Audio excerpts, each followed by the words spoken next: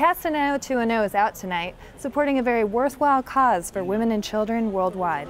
It's really important for young girls, young people, people who maybe watch our show, anybody, to know what's going on overseas. And this foundation is a huge supporter, a huge impact overseas. And AnnaLynne McCord, who's hosting the entire event, I find her as an inspiration. She knows what she's talking about, and she travels and she does the work that she wants to do, and it's beautiful. I don't think a lot of people know that over 2 million women and children are bought and sold into slavery every single year.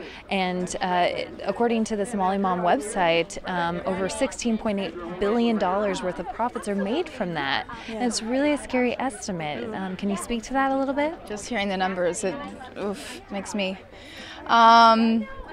Yeah, I mean, that's what tonight is about. It's about telling people this is happening, this is going on. Do you want to live in a world that those are the statistics? Do you know, I like to ask people if they have children, you know, and what if you were born in a country where you couldn't provide for your 5 children and you felt the need to sell one of them in order to feed the other 4?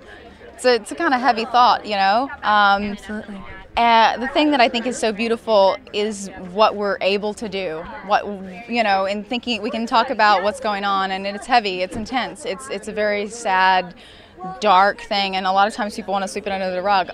I would rather put a positive spin on it. I would rather show people what we're doing, you know, letting people know that the ultimate key is education. Education, I think, is extremely important, because I would probably bet that a lot of people don't know what's happening in this country.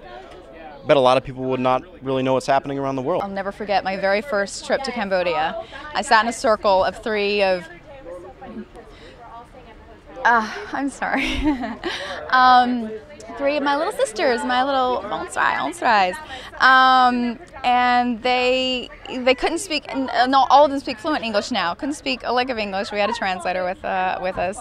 And we asked them something that's so simple, very important. What do you want to do with your life now?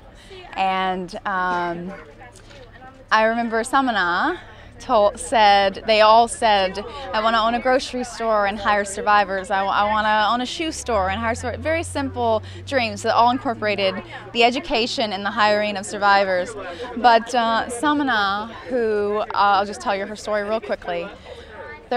By age 13, she was trafficked, I'm not exactly sure the exact age, 7, 8 years old. By age 13, she had 3 forced abortions, and she fought back. She didn't want to go back after that, and they were forcing her to work after her 3rd forced abortion. And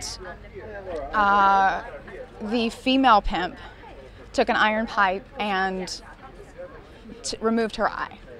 And she is one of the most beautiful, affectionate, loving little girls I've ever met in my life. And when I met her, like I said, she didn't speak any English.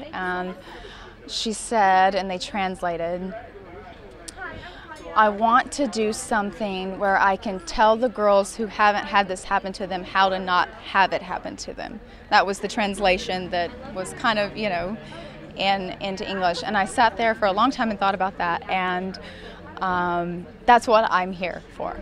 I want it to stop before it starts. And it's important to step outside of ourselves and our worlds and realize that a majority of the world is so much less privileged than we are, and it's our duty as human beings to kind of take care of one another and make sure that we are all, at least as most as possible, given equal opportunity to survive, to be happy. I think Somaly Mam's one of the first people that I've seen. It's not about surviving. It's not about turning these girls into survivors. It's about thriving.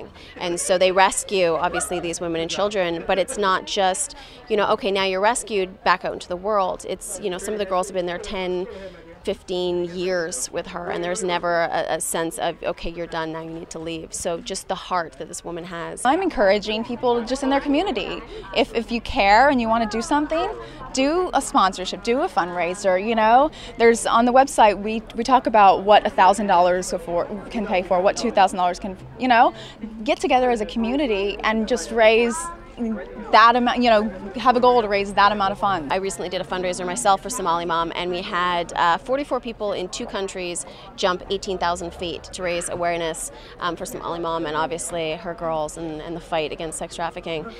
So for me, the first time I went there, I sat down with the Voices for Change girls, and as I've said before, they changed my voice. It went from, just kind of going through life finding what I was passionate about to 100% stop sex trafficking. Look what it's doing to our daughters, our sisters, our mothers. And recently I cycled across Cambodia to bring awareness, so that was about 12 days. And I just saw one of the girls that cycled across Cambodia with me, and her mother who did it too. And it's just amazing to see everybody rally together, and Somaly just brings that kind of love and light to everybody.